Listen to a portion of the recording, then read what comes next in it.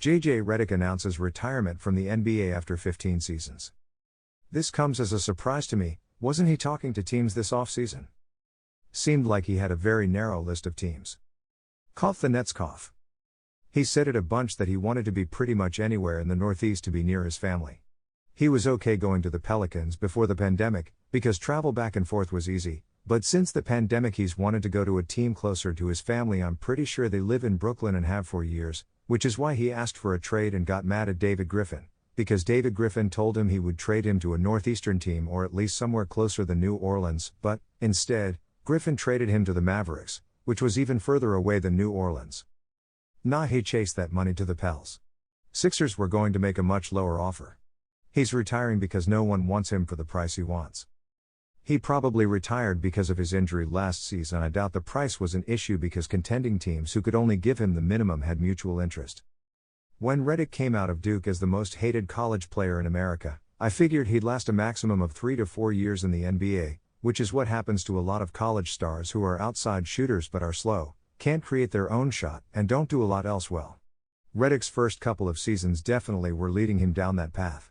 But Redick worked hard on his game and even harder on his body in an effort to become a more effective and viable NBA player.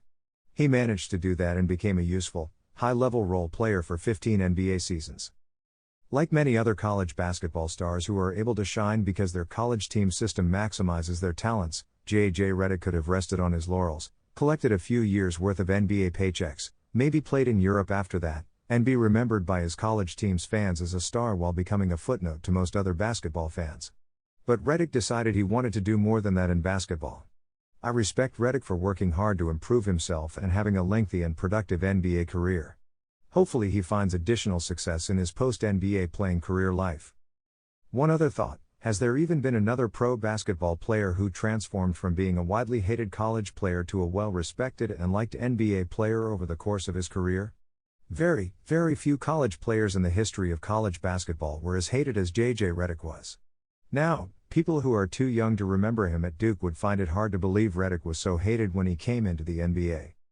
Don't like shitting on guys who have had more success than I could dream of in the game, but you're describing Adam Morrison. For those old enough to remember, Redick and Morrison were co-player of the year in their final college season. Being two white dudes with debatable NBA prospects, even given their draft position, they were always coupled in conversation. Most expected Morrison to make it because he was more athletic than JJ.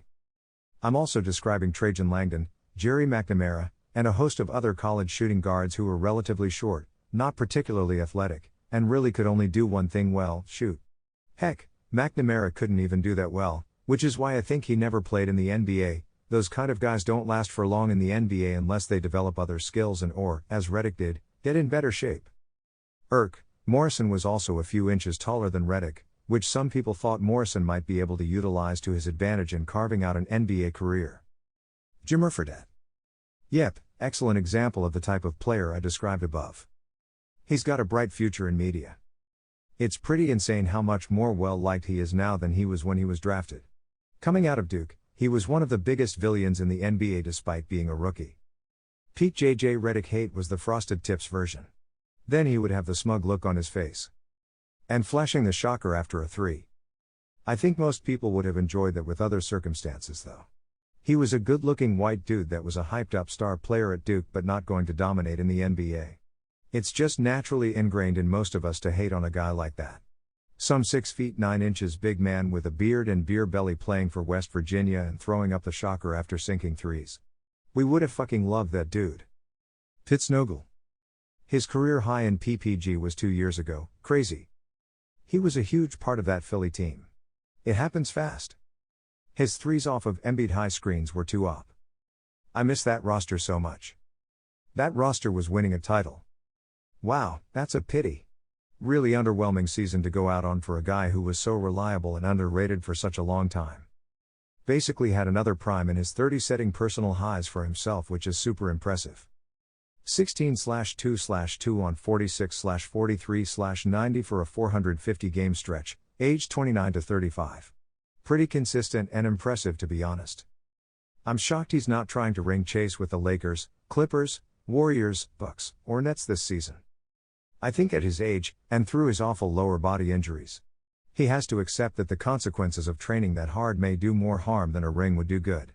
Must be a super hard decision to process. Yeah, he just mentioned that for his entire career he had no padding in one of his lower back discs or something and that had been killing him. I think his body made the decision for him. It's Duncan Robinson's league now, old man. For like a few years lol, isn't he like 28 or something? He's almost an old man himself compared to the rest of the league. I know, everyone is on here saying injury this, he sucked last year that. Yeah, that's all true, but the more important truth is the dude is 3 years from 40. He's older than LeBron. How long do people expect players to play these days? And all 12 of us Pelicans fans wept. To be fair, he donated $100,000 for Ida relief, so I can't stay petty with him. For those of you too young to remember, J.J. Redick was a god at Duke. Everyone was talking about him back then. Him and Adam Morrison ruled college basketball for a year. That's a name I haven't heard in a while. I bet you smelled him, though. One of the most, if not the most, hated players in CBB history. 15 years in the league is no joke, congrats JJ. Redick may be the second most hated college player of all time, behind only his fellow Dookie from 15 years earlier, Christian Laettner. Grayson Allen has entered the chat. Allen was hated at Duke, but not quite at the level of Redick. I will note Allen is a similar kind of player as Redick, and will need to work on his game in a way similar to Redick did to stick around in the NBA. 15 seasons. Wow. I still remember him on that Dwight Finals team in '09 like it was yesterday. I'm old enough to remember him torching everyone in college. Amazing, been 15 years already. He went from being mocked by his teammates in Orlando to a steady, reliable vet. Huge fan of JJ. Was unaware of this. What exactly happened? Now he can be a full-time professional podcaster. Thanks for the process memories, bud. Another winning trade for the Mavs. We got a couple of podcasts out of it.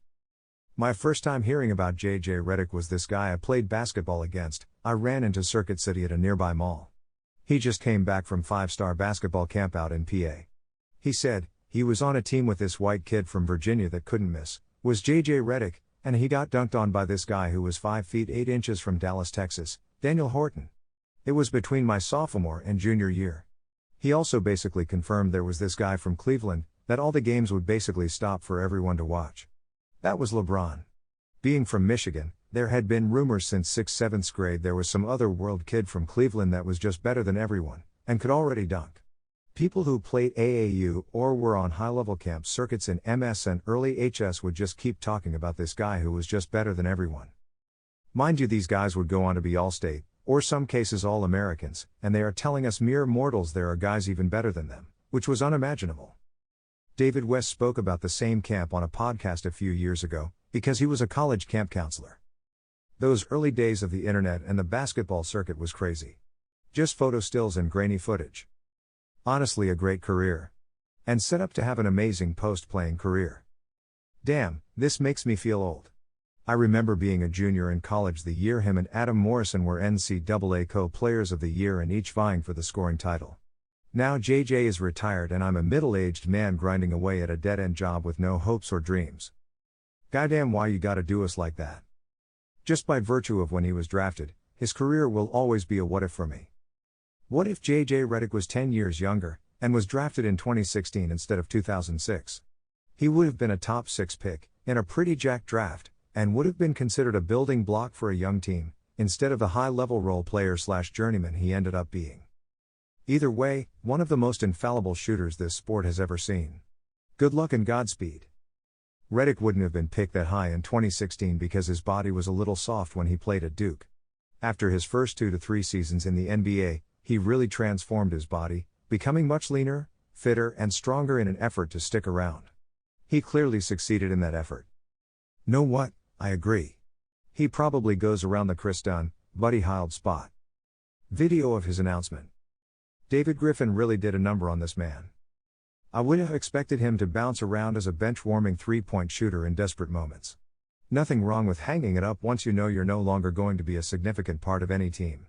The cynical part of me wonders if teams were hesitant to sign him after he publicly criticized the Pelicans.